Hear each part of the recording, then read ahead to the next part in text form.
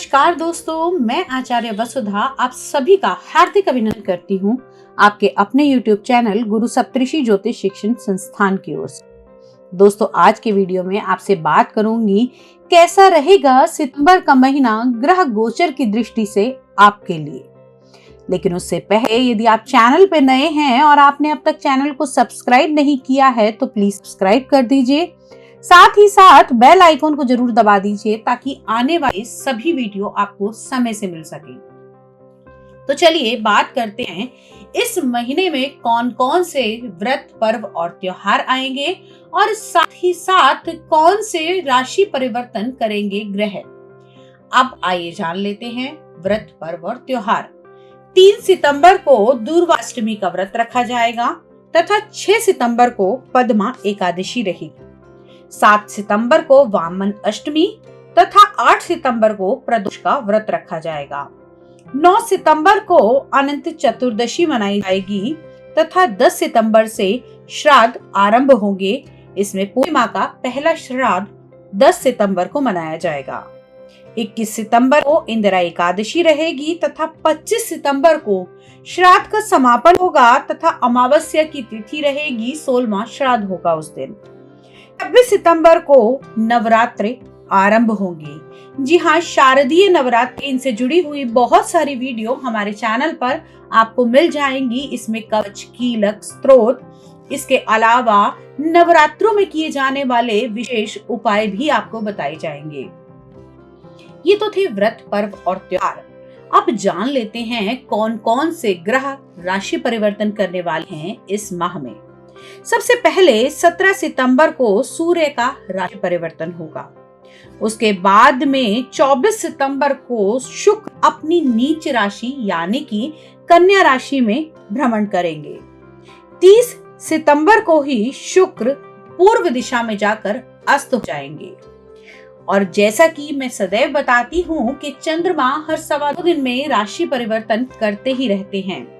उससे जुड़ी हुई वीडियो भी हमारे चैनल पर आपको मासिक राशिफल, साप्ताहिक राशिफल तथा दैनिक राशिफल के रूप में मिलती रहती है। तो चलिए अब बात करते हैं इस ग्रह गोचर का आपके जीवन पर क्या प्रभाव पड़ने वाला है सितंबर के महीने में। तो आइए जान लेते हैं। तो आइए अब बात करते हैं धनु लगन वाले जातकों के बारे में।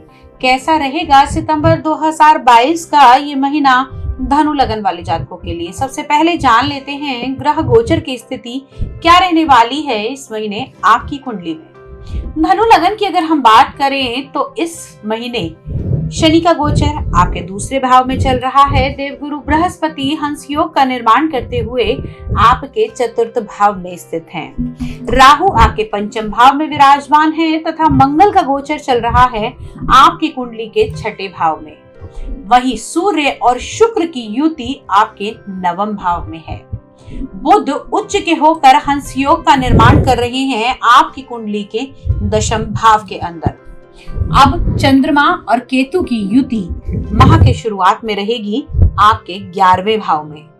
यूं कि चंद्रमा वैसे ही हर 2.25 दिन बाद राशि परिवर्तन करते रहते हैं और आपकी कुंडली के सभी भावों को निरंतर रूप से कवर करते हैं। तो अब जान लेते हैं कि जो ग्रह राशि परिवर्तन करेंगे वो कौन कौन से होंगे इस माह। सबसे पहले सूर्य का राशि परिवर्तन होगा 17 सितंबर 2022 को। सूर्य अपनी स्वराशि से निकलकर आएंगे कन्या राशि में। वहीं शुक्र देव जो अब तक सूर्य के साथ युति बनाकर सिंह राशि में विराजमान थे, 24 सितंबर 2022 को सिंह राशि से निकलकर गोचर भ्रमण करेंगे कन्या राशि में अपनी नीच राशि में। वहीं पर बुध भद्र योग के साथ बैठे हैं तो कहीं ना कहीं नीच भंग राजयोग का भी निर्माण उस समय होगा। तो अब इस ग्रह गोचर का आपके जीवन पर क्या प्रभाव पड़ेगा, आइए उसे जान लेते हैं। सबसे पहले आपके लगन के स्वामी इस समय चतुर्थ भाव में विराजमान है, जिसे हम सुख का भाव मानते हैं। तो कहीं ना कहीं अपने सुखों को और बड़ा करेंगे और आप लोग इस समय में कुछ नया करने की सोच रखेंगे। इस समय में वाहन और मकान से जुड़ी हुई भी सुख सुविधाएं आपको प्राप्त होंगी। अब सबसे बड़ी बात यूं कि देवगुरु बृहस्पति अभी वक्री स्थिति में है और उनके फल देने की क्षमता बहुत अधिक बढ़ चुकी है। तो आपके चतुर्थ भाव में गोचर भ्रमण करने से कहीं ना कहीं आप लोगों के सुखों की भी बढ़ोतरी होती हुई दिखाई देगी। भाग्य आपका प्रबल रहने वाला है, क्योंकि अगर देखा जाए तो आपके नवम भाव के यानी कि भाग्य भाव के स्वामी स्वराशि के होकर विराजमान हैं। आपके जो भी काम रुके हुए थे उनमें आपको बढ़ोतरी मिलेगी, काम अच्छे तरीके से पूरे होंगे। 17 तारीख तक जो जो काम आपके रुके हुए हैं उनको पूरा कर लीजिए। और साथ ही साथ अगर आपके पिता से नहीं बन रही थी और आपका धनु लगन है तो ये एक ऐसा सुनहरा मौका है जिसमें आप अपने पिता को अपनी तरफ कर सकते हैं, या फिर मैं कहूं कि अगर किसी कारणवश आपके पिता आपसे नाराज हैं तो उन्हें मनाने का ये एक सुनहरा अवसर आपके हाथ लगा है। अगर आप अपने पिता का कोई बिजनेस संभाल रहे हैं तो उसमें भी आपको बढ़ोतरी होती हुई दिखाई देगी। साथ ही साथ अगर हम बात करें तो इस समय में आपके बॉस का आपको बहुत अच्छा सहयोग प्राप्त होने वाला है, क्योंकि जहां आपके कर्म के स्थान के स्वामी उच्च होकर विराजमान हैं, वहीं कहीं ना कहीं सरकार का बॉस का कारक सूर्य देव भी अपनी ही स्वराशि में नवम भाव यानी कि भाग्य भाव में विराजमान है। इस समय में अगर आप सूर्य से जुड़े हुई रेमेडीज करते हैं या अपने सूर्य को और अत्यधिक बलवान करते हैं तो जो लोग सरकारी जॉब के बारे में सोच रहे हैं उनका सपना भी पूरा हो सकता है। इस समय में सूर्य की उपासना करने के लिए आपको तांबे के लोटे में जल भरकर सूर्य देव को अर्पित करना है, और साथ ही साथ आदित्य हृदय स्तोत्र का यदि आप जाप करेंगे तो आपका वर्चस्व समाज में बहुत अधिक फैलेगा। साथ ही साथ लोग आपकी बातों को फॉलो करेंगे। जिस प्रकार सूर्य का प्रकाश सबको प्रकाशमान करता है, उसी तरह आप लोगों का व्यक्तित्व भी लोगों के अंदर सराहना का पात्र बनेगा। अब बात कर लेते हैं आप लोगों के विवाह स्थान की। कुंडली के सप्तम भाव से हम इसका निर्णय करते हैं और आपके सप्तमेश इस समय उच्च होकर आपके कर्म के भाव में विराजमान है, तो इससे आपको लाभ की उन्नति होगी। साथ ही साथ जो लोग पार्टनरशिप में काम कर रहे हैं उनकी पार्टनरशिप में भी बढ़ोतरी होती हुई दिखाई देगी। अगर किसी प्रकार का आप लोगों का कला का कार्य है तो इस समय में आपको आपके ऑफिस से, आपकी जॉब से, या फिर आप लोगों को रंगमंच के कार्यक्रमों में किसी प्रकार के प्रोत्साहन पुरस्कार भी मिल सकते हैं। इस समय में आपका इंक्रीमेंट भी होने की पूरी संभावनाएं बनी हुई हैं। अब बात कर लेते हैं उन लोगों के लिए जो किसी भी प्रकार का व्यापार में संलग्न हैं।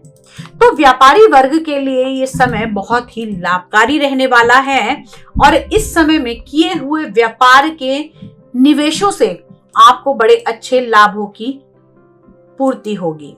साथ ही साथ इस समय में आपके कॉम्पिटिटर्स मुंह के बल गिरेंगे। कहीं ना कहीं अगर आपको ये लग रहा है कि आप लोगों को इस समय समाज में आपके व्यापारिक दायरे में और अधिक ऊंचा उठना है तो ये समय उसके लिए बिल्कुल उपयुक्त है। अब बात कर लेते हैं ओवरऑल ये माह आपके लिए कैसा रहने वाला है। दोस्तों, ये तो परिस्थिति हमने ग्रह गोचर बदलने से पहले की बताई, लेकिन जैसे ही सूर्य राशि परिवर्तन करेंगे और आएंगे आपके दशम भाव में, खास तौर से ये टाइम पीरियड उन लोगों के लिए बहुत महत्वपूर्ण रहेगा जो किसी प्रकार के सरकारी पद पर मनोनीत हैं। 17 तारीख के बाद का टाइम पीरियड सरकारी कर्मचारियों के लिए विशेषकर लाभकारी रहेगा, लेकिन उसी समय में 17 तारीख से लेकर 24 तारीख तक आपको बहुत अधिक ध्यान देने की आवश्यकता है। 24 तारीख के बाद में जैसे ही शुक्र नीच के होकर आपके कर्म के स्थान में विराजित होंगे, उस समय थोड़ी सी परिस्थितियां डगमगा सकती हैं। पैसे का अगर कोई लेन देन करना है तो उसको स्वतः जल्दी ही समाप्त कर लें, क्योंकि आने वाले टाइम में आपके लाभ भाव के स्वामी नीच के होकर आपके दशम भाव में विराजमान होंगे, तो कहीं ना कहीं पैसा फंस सकता है, पैसा रुक सकता है। तो जितने भी काम हैं वो 24 सितंबर से पहले लेन देन के आप निपटा लीजिए। इस समय में आपको आपकी बहन का, आपकी भतीजी का सहयोग तो प्राप्त होगा, साथ ही साथ आप लोग इस समय में अपनी वाणी से शब्दों का जो प्रयोग करेंगे वो बहुत तालमेल का होना चाहिए, क्योंकि आपके दूसरे भाव में, आपके कुटुंब के भाव में शनिदेव विराजमान हैं और शनि सभी चीजों को बैलेंस करते हैं और आपके कर्मों के नतीजे देते हैं। तो कहीं ना कहीं शनि की जो दृष्टि है वो भी आपके लाभ भाव पर पड़ रही है। तो आपको थोड़ा सा 24 तारीख के बाद अधिक ध्यान देने की आवश्यकता है। ओवरऑल माह आपके लिए मिला जुला रहेगा। अब बात कर लेते हैं कि क्या करें और क्या ना करें। करने का हमने आपको बताया कि आपके जितने भी फाइनेंशियल प्रोसेस हैं वो आपने 24 तारीख से पहले पहले निपटा लेने हैं। और साथ में क्या ना करें, राहु आपके पंचम भाव में विराजमान है। प्रेम संबंध, संतान, किसी पर भी इस समय में आप अगर संशय करते हैं या फिर शक करते हैं तो आपके रिश्ते खराब हो सकते हैं, क्योंकि राहु हमेशा आपको मत भ्रष्ट करता है या फिर मैं कहूं कि कहीं ना कहीं पद भ्रष्ट करता है, आप लोगों को गलत सोच देता है। तो पंचम भाव में राहु का ये गोचर आपके लिए थोड़ी सी दिक्कतें पैदा कर सकता है। आज के वीडियो में इतना ही। वाणी को विराम देते हुए आपसे विदा लेती हूँ। यदि व्यक्तिगत रूप से आप अपनी कुंडली का विश्लेषण कराना चाहते हैं, घर या फैक्ट्री का वास्तु कराना चाहते हैं या फिर हमसे सलाह लेना चाहते हैं तो आप हमसे संपर्क कर सकते हैं। तब तक के लिए जय मां भगवती।